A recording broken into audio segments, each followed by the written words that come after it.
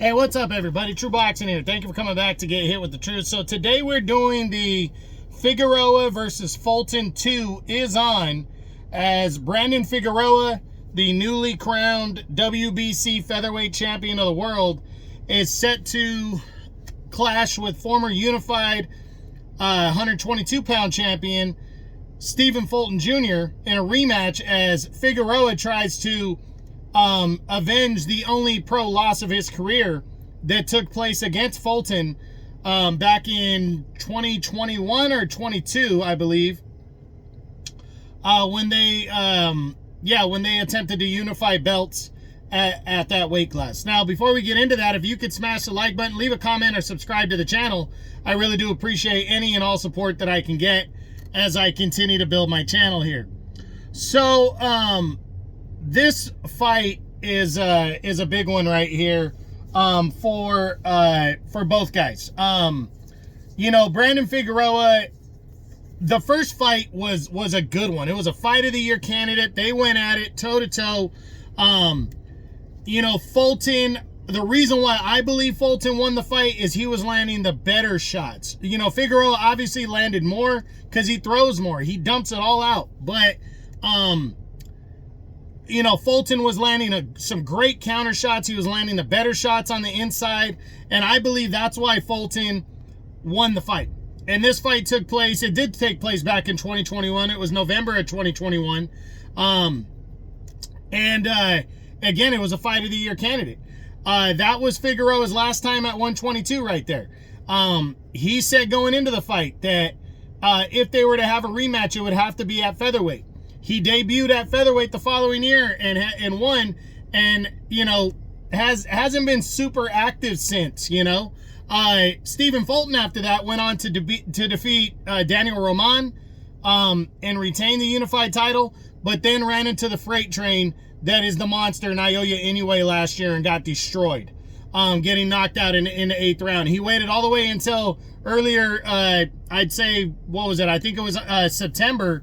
I think it was on the Canelo Berlanga undercard, and he made his featherweight debut against Carlos Castro and struggled against Castro in that fight, and ended up taking a close but controversial split decision over 10 rounds in his debut.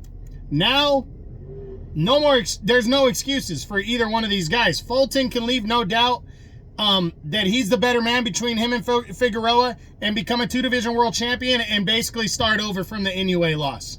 He's in a new division, and he can start over and shake that loss off. Or if he's still feeling the effects of that loss, Brandon Figueroa is there to wipe him out. Brandon Figueroa said, I can't do a rematch at 122.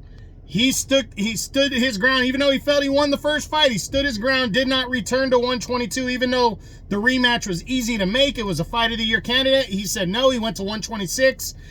Somehow became the interim champion because Ray Vargas wasn't defending the belt, and then got upgraded to full champion as Vargas took some time off. He was supposed to fight Vargas.